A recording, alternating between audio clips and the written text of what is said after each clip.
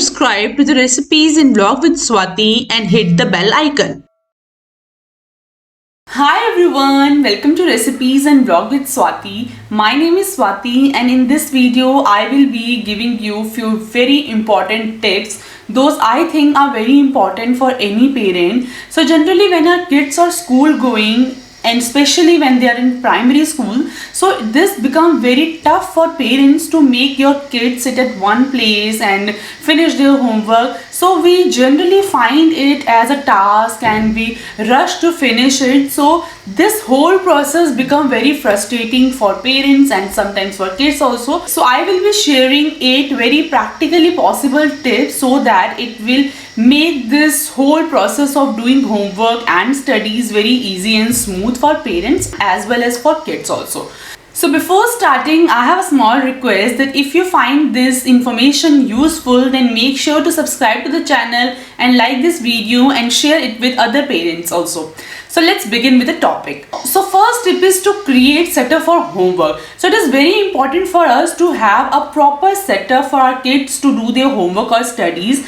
Fixed place is very important because if you have a dedicated fixed space, then they will think that this is their homework area or this is their study area, and eventually they will become used to of that habit. So this is very important. We should never use sofa or bed for their studies.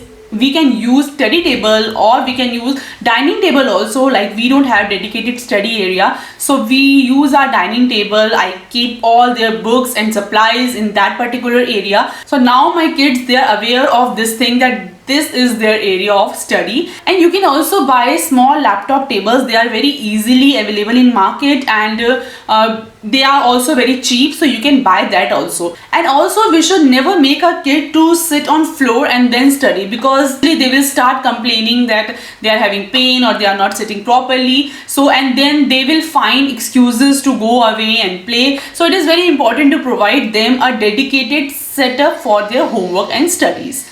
So second tip is we should never use electronic gadgets while teaching our kids. So basically what happens, we as a parent, when we teach our kid and we think that they are doing some repetitive work or they are writing and they will write their own, and right now they don't need our attention, so we tend to use phone regularly. We are just checking updates or we are scrolling things. So this actually divert their attention and they also start taking their homework casually, and they will find some excuses to go away and play, and they will not take this homework seriously. So this is very important that we should not use phone even if really something very important.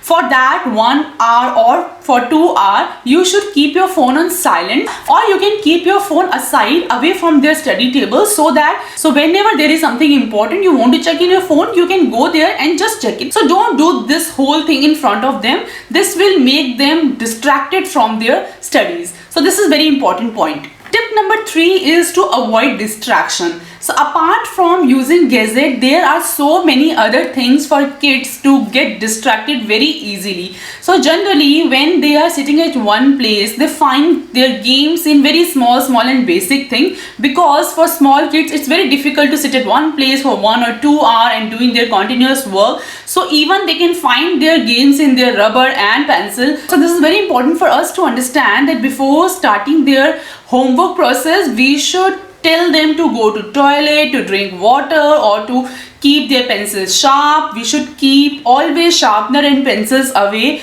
And if they are ready with all these things, then they can't find anything to give excuse and go away. So this is very important to minimize their distractions. So point number 4 is don't bribe them. So this is very important for us to make them realize that this is their homework and they are doing their homework for themselves, not for our sake.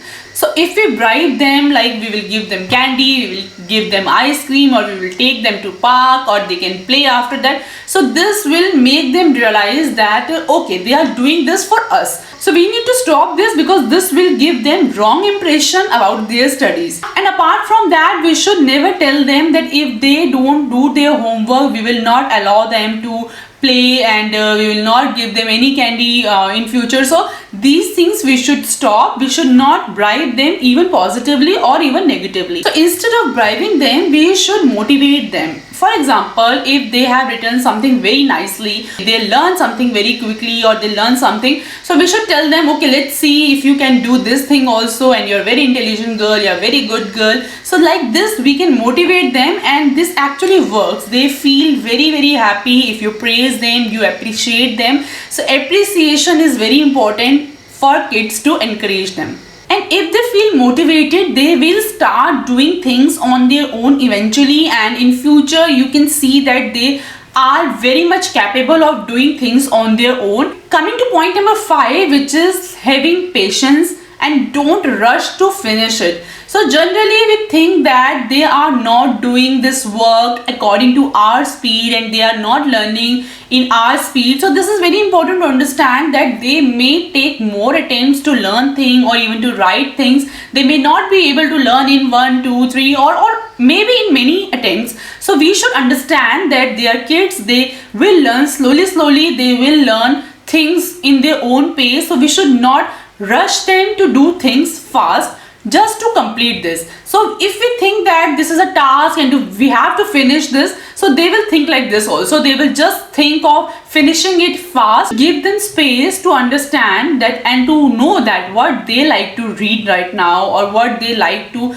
understand right now, and if they are interested in doing this subject or not, or if they are not, we should create their interest in that positively rather than pushing them to learn that particular thing. So if we take it as a task, they will never feel happy doing it. So just to make them happy and to make them realize that this is something for their fun, for their learning, we should not take this as task. So 6th point is to make this their habit and part of their routine. So like they have particular schedule for their breakfast, lunch, dinner, their sleeping time is fixed, or at least their range is fixed. So we should also make this study as a part of their routine. So even if there is no homework in any particular day, we should make them sit for that particular time, even for the shorter duration, but make sure that they sit at that time, so that they understand that this is time for their work, and this is their routine. This is very important for us to make a fixed time for their studies.